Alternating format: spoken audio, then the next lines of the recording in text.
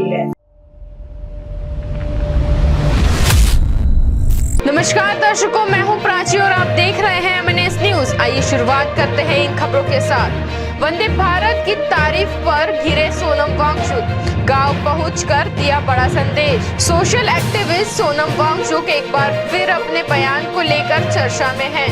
दिल्ली में छात्रों के समर्थन में आंदोलन करने के बाद अब वे लेह लद्दाख स्थित अपने गांव पहुंच गए हैं।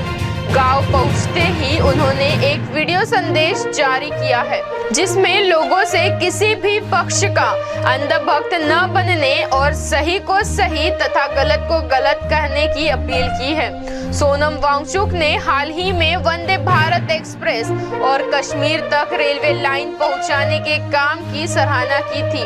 उन्होंने चेनाब ब्रिज को इंजीनियरिंग का अद्भुत नमूना बताया था, लेकिन उनकी इस टिप्पणी को कुछ लोगों ने राजनीति से जोड़कर देखा और उन पर सरकार की तारीफ करने का आरोप लगाया।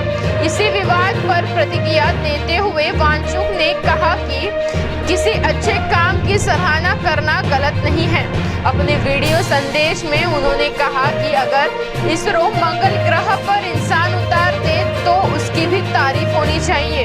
उन्होंने लोगों से खुले दिमाग से सोचने की अपील करते हुए कहा कि देश का निर्माण पक्ष और विपक्ष दोनों मिलकर करते हैं, इसलिए किसी एक पक्ष का अंधभक्त बनने के बजाय सही और गलत की पहचान करना जरूरी है।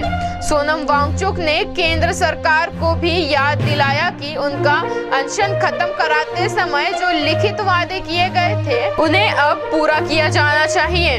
उन्होंने मांग दोहराई कि आंदोलन में शामिल छात्रों के खिलाफ कोई कानूनी कार्रवाई नहीं होनी चाहिए। साथ ही उन्हें नीट पेपर लीक मामले में आत्महत्या करने वाले छात्रों की परिवारों को मुआवजा देने की भी मांग दोहराई। वांगचुक ने कहा कि हर काम समय पर होने से ही उसका सम्मान और महत्व बना रहता है। उनका यह वीडियो संदेश अब सोशल मीडिया पर तेजी से वायरल हो रहा है और उनके बयान पर एक बार फिर राजनीतिक बहस छिड़ गई है।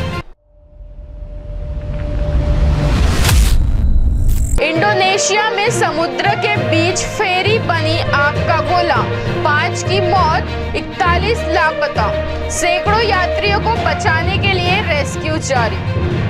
इंडोनेशिया से बड़ी और दर्दनाक खबर सामने आई है। मदुरा द्वीप के पास समुद्र में चल रही एक यात्री फेरी में अचानक भीषण आग लग गई। इस हादसे में अब तक कम से कम 5 लोगों की मौत हो गई है, जबकि 41 लोग अभी भी लापता बताए जा रहे हैं। बताया जा रहा है कि फेरी सुराबाया से मकासर जा रही थी। यात्रा के दौरान अचानक जहाज में आग भड़क उठी और देखते ही देखते पूरी फेरी धुएं और लपटों से घिर गई।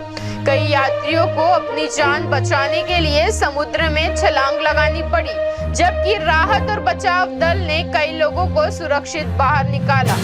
इंडोनेशिया की राष्ट्रीय खोज एवं बचाव एजेंसी के अनुसार बड़ी संख्या में राहत कर्मी, नौकाएं और अन्य बचाव संसाधन मौके पर तैनात है।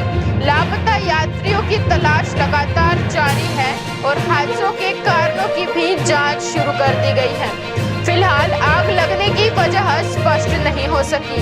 इस दर्दनाक हादसे ने एक बार फिर समुद्री यात्रा की सुरक्षा व्यवस्था पर गंभीर सवाल खड़े कर दिए हैं। फिलहाल पूरी दुनिया की नजरें रेस्क्यू ऑपरेशन पर टिकी है और लापता लोगों की सुरक्षित तलाश की उम्मीद की जा रही है।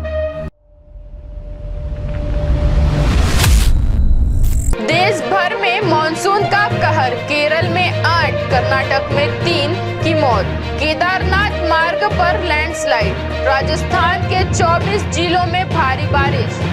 देश भर में मानसून अब आफत बनकर बरस रहा है। केरल, कर्नाटक, उत्तराखंड, राजस्थान, गुजरात और जम्मू कश्मीर समेत कई राज्यों में भारी बारिश ने जनजीवन को पूरी तरह अस्त व्यस्त कर दिया है। कहीं बाढ़ है तो कहीं लैंडस्लाइड, तो कहीं सड़कें दरिया बन गई है। सबसे पहले बात करें तो केरल में लगातार हो रही मूसलाधार बारिश के कारण बाढ़ और लैंडस्लाइड से 8 लोगों की मौत हो चुकी है, जबकि 8 लोग अभी भी लापता है। हालात को देखते हुए प्रशासन ने 209 राहत शिविर बनाए हैं, जहां करीब 5,800 लोगों को सुरक्षित पहुंचाया गया है। वहीं कर्नाटक में शिवमोगा जिले में दर्दनाक हादसा हुआ। लैंडस्लाइड की चपेट में आने से एक ही परिवार के 3 लोगों की मौत हो गई। हादसे के वक्त परिवार अपने घर में सो रहा था। उत्तराखंड में लगातार बारिश से केदारनाथ यात्रा मार्ग और रुद्रप्रयाग हाईवे पर कई जगह लैंडस्लाइड हुई है। पहाड़ों से चट्टानें गिरने के कारण यातायात प्रभावित है, जिससे कांवड़ यात्रा और 4 धाम यात्रियों को भारी परेशानी का सामना करना पड़ रहा है। राजस्थान की बात करें तो 24 जिलों में तेज बारिश का दौर जारी है। अजमेर समेत कई शहरों में सड़कें जलमग्न हो गई हैं और सामान्य जनजीवन प्रभावित हुआ है। उधर गुजरात के मोरबी और सूरत में भी भारी बारिश के बाद कई इलाकों में बाढ़ जैसे हालात बन गए हैं। सड़कों और घरों में पानी भर गया है, जबकि जम्मू कश्मीर में किश्तवाड़ में बादल फटने के बाद आई फ्लैश फ्लड से मकानों, दुकानों और सड़कों को भारी नुकसान पहुंचा है। इसी बीच तमिलनाडु के तिरुचिरापल्ली में बारिश नहीं होने और बढ़ते जल संकट के बीच करीब 2000 लोगों ने सामूहिक रूप से बारिश की विशेष नमाज अदा करी, अच्छी बारिश की दुआ मांगी। फिलहाल मौसम विभाग ने कई राज्यों में अगले 24 से 48 घंटों तक भारी से बेहद भारी बारिश की संभावना जताई है। प्रशासन ने लोगों से सतर्क रहने और अनावश्यक यात्रा से बचने की अपील की है। भारत अफगानिस्तान की बढ़ती नजदीकी से बौखलाया पाकिस्तान। DGISPR ने उगला मजहबी जहर, कहा काफिरों से दोस्ती न करे अफगान। पाकिस्तान एक बार फिर अपने भड़काऊ और मजहबी बयानों को लेकर सुर्खियों में है। इस बार पाकिस्तान सेना के मीडिया विंग DGISPR ने भारत और अफगानिस्तान के बढ़ते रिश्तों पर आपत्ति जताते हुए विवादित टिप्पणी की है। प्रेस कॉन्फ्रेंस के दौरान अफगानों से कहा गया कि वे काफिरों यानी गैर मुस्लिम देशों से दोस्ती न करें। इस बयान को भारत अफगानिस्तान संबंधों पर पाकिस्तान की नाराजगी और धार्मिक भाषा के इस्तेमाल के रूप में देखा जा रहा है। पिछले कुछ महीने से भारत और अफगानिस्तान के बीच कूटनीतिक संपर्क बढ़े हैं। वहीं पाकिस्तान लगातार आरोप लगा रहा है कि भारत और अफगानिस्तान की नजदीकी उसके लिए राजनीतिक चुनौती बन रही है। हालांकि इन आरोपों के समर्थन में पाकिस्तान ने कोई सार्वजनिक सबूत पेश नहीं किया है। विशेषज्ञों का मानने तो पाकिस्तान के ऐसे बयान क्षेत्रीय तनाव को और बढ़ा सकते हैं। भारत की ओर से फिलहाल इस ताजा टिप्पणी पर आधिकारिक प्रतिक्रिया सामने नहीं आई है। राम हनुमान बने कलाकारों को अखिलेश ने दिए 51 हजार, बोले ये चढ़ावा चोरी नहीं होगा।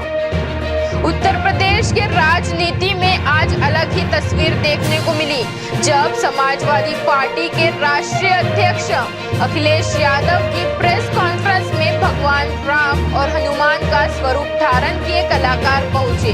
अखिलेश यादव ने दोनों कलाकारों को 51 हजार रुपए का चढ़ावा भेंट करते हुए कहा कि ये चढ़ावा चोरी नहीं होगा। इस दौरान उन्होंने योगी सरकार पर सरकारी प्राथमिक स्कूल बंद करने, शिक्षकों के हजारों पद खाली रखने और शिक्षा व्यवस्था को कमजोर करने का आरोप लगाया। अखिलेश यादव ने दावा किया कि 2017 के बाद प्रदेश में करीब 26,000 सरकारी प्राथमिक स्कूल बंद हुए हैं और इस मुद्दे को समाजवादी पार्टी विधानसभा के मॉनसून सत्र में जोरदार तरीके से उठाएगी। आज के लिए इतना ही, बने रहिए MNS न्यूज के साथ। आप देख रहे हैं MNS न्यूज, सच जरूर।